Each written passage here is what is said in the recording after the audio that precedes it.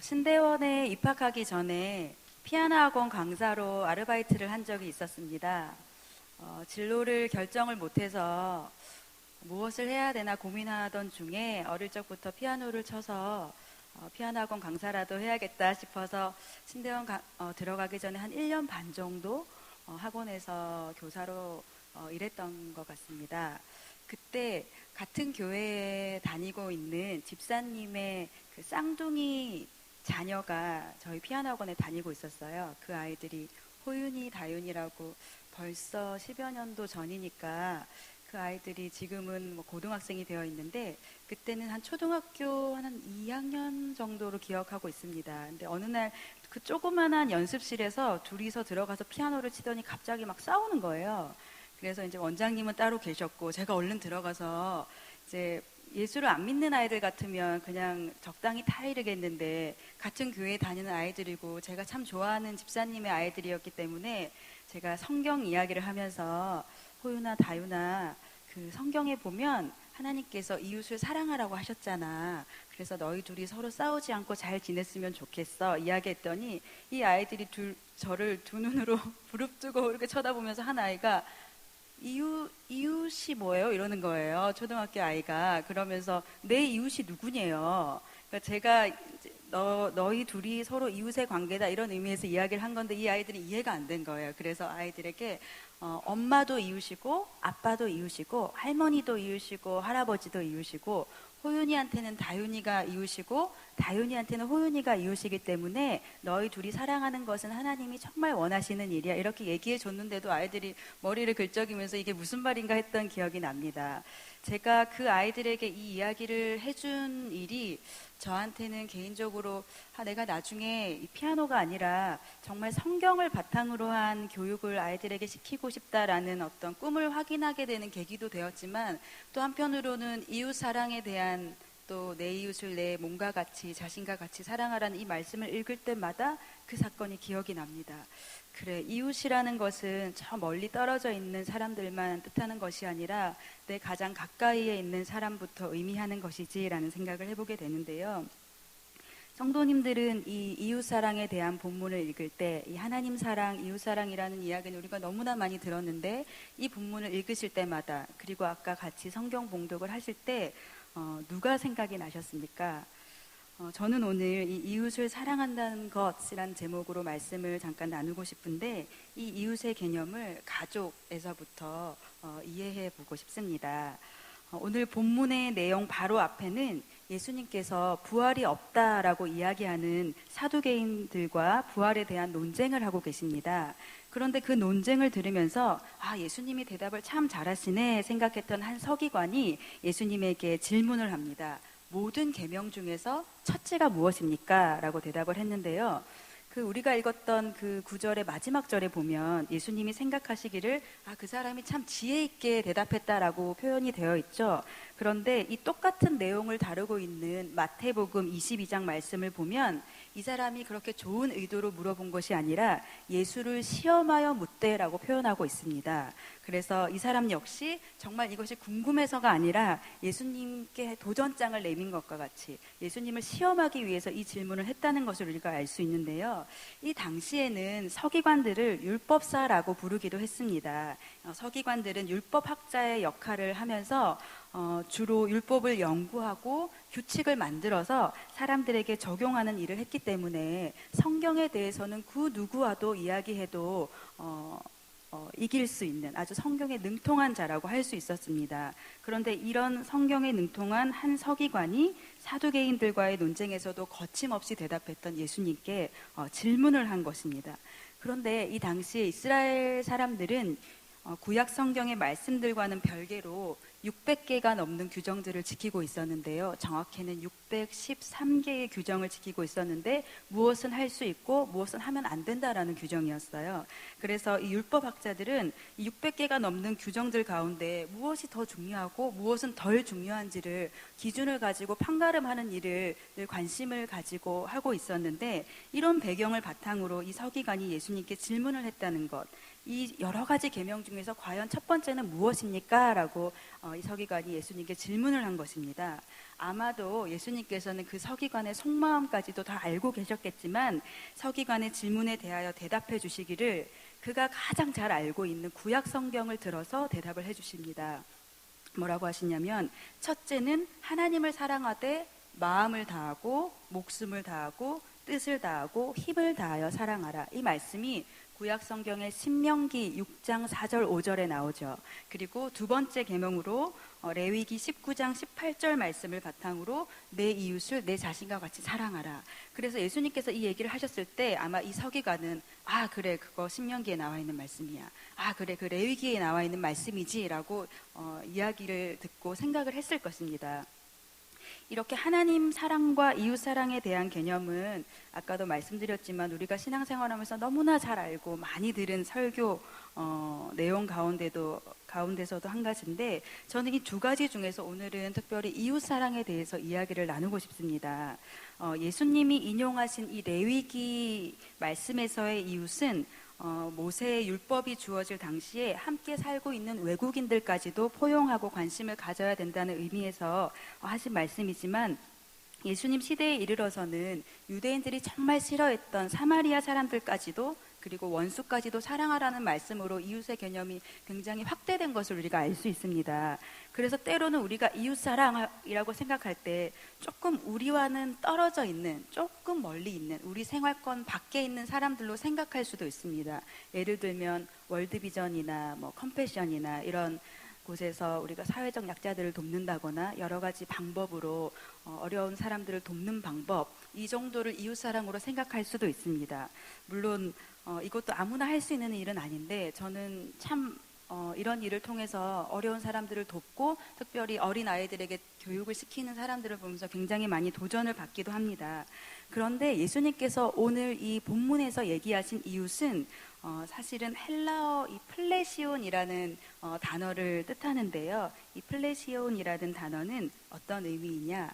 가까이 있는 다른 사람이나 친구라는 뜻을 가지고 있습니다. 멀리 있는 사람이 아니라 가까이에 있는, 우리의 생활권 안에 있는 어떤 다른 사람이나 친구라는 것입니다. 그래서 제가 생각해 보게 되었어요. 나의 가장 가까이에 있는 사람은 누구일까요? 네, 바로 가족입니다.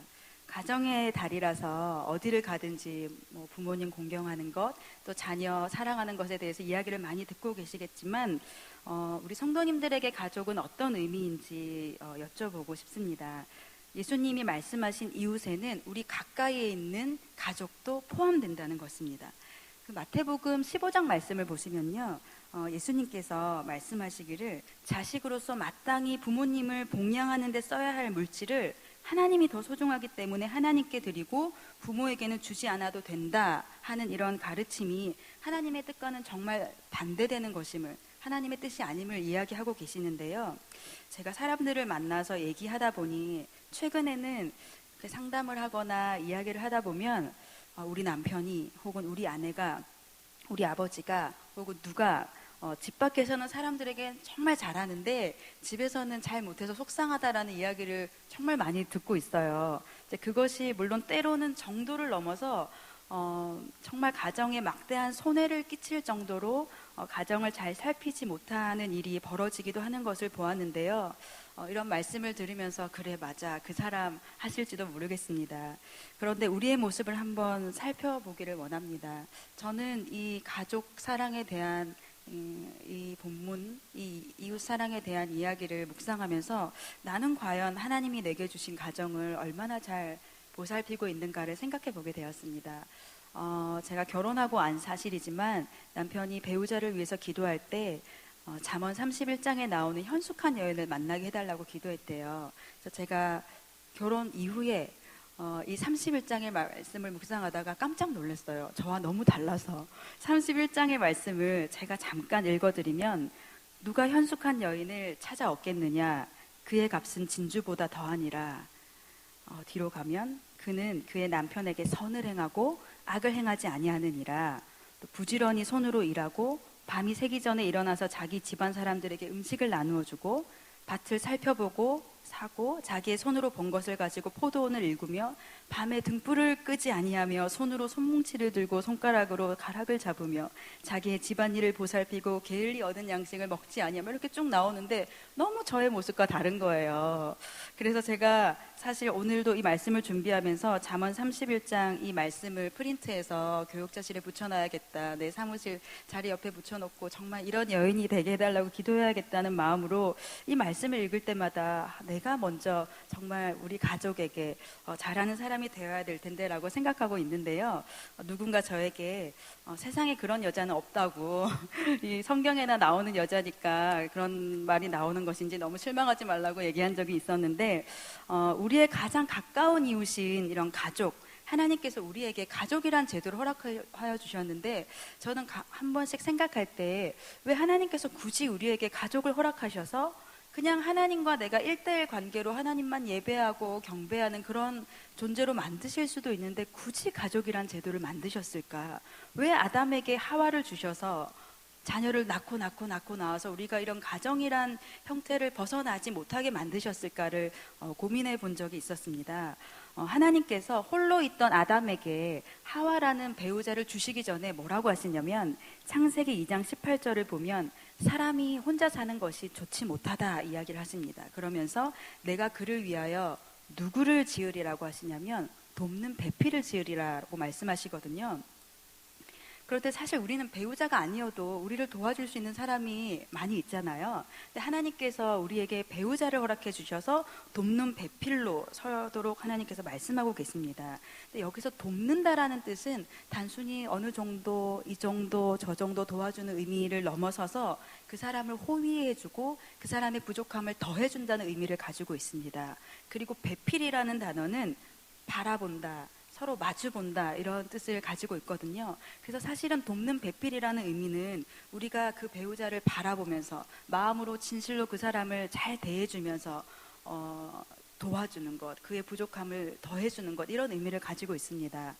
과연 저부터가 내가 얼마나 나의 남편을 정말 진심으로 바라보고 마주 봐주고 하고 있는가. 물론 저희 남편이 너무 바빠서 때로는 얼굴을 보지 못하는 날도 있습니다. 새벽에 나가서 밤늦게 오는 날이면 보지 못하기도 하지만, 그런 상황적인 것을 떠나서 내가 얼마나 정말 배우자를 위해서 기도하고 있고 그의 돕는 배필로 서고 있는지를 생각해 보게 됩니다.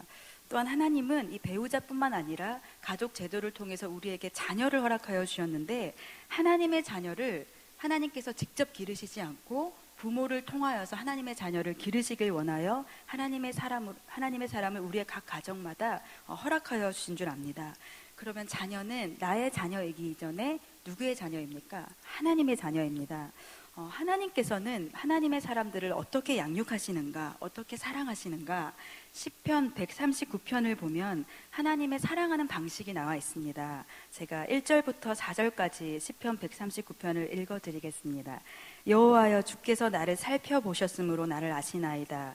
주께서 내가 앉고 일어섬을 아시고 멀리서도 나의 생각을 밝히 아시오며 나의 모든 길과 내가 눕는 것을 살펴보셨으므로 여호와여, 내 혀의 말을 알지 못하시는 것이 하나도 없으시니이다. 하나님은 하나님의 사람들을 볼 때 늘 모든 일에 관심을 가지고 보신다고 이야기하고 있습니다.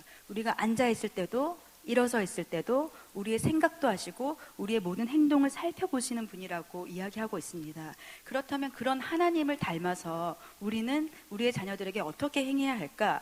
하나님은 전지전능하신 분이라서 우리가 얘기하지 않아도 우리의 모든 마음속의 생각들과 행동을 다 아시지만 우리는 우리의 자녀의 생각을 읽을 수가 없잖아요. 그래서 그 자녀가 어떠한 생각을 요즘 하는지, 그가 하루를 어떻게 보내고 있는지 그에게 관심을 가져주고 그가 무심코 하는 말 한마디에도 관심을 가져주는 것에서부터 자녀에 대한 사랑이 시작합니다. 아, 그랬구나. 아, 그런 일이 있었구나 라고 시작하는 것.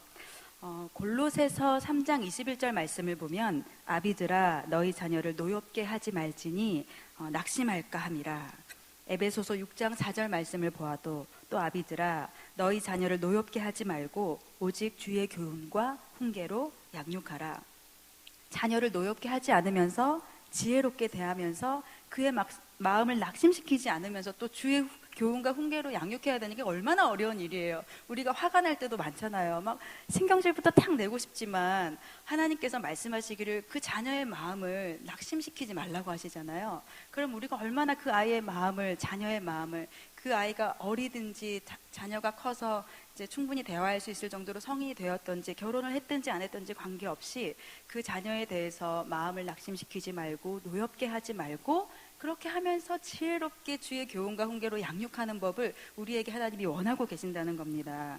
특히 뭐 청소년 자녀를 두신 분들은 이 아이들이 친구나 휴대폰이나 미디어나 이 오락에 빠져 사는 아이들이 많기 때문에 이 아이들에게 하나님만 오로지 의지하고 하나님만 향한 믿음을 가지고 살라고 공부하는 것이 얼마나 어려운 일인지 잘 알고 계실 것입니다. 우리가 얼마나 하나님 앞에 이 자녀를 위해서 무릎으로 기도하면서 나가야 될지 하나님께서 우리에게 깨닫게 해주시는 것 같습니다.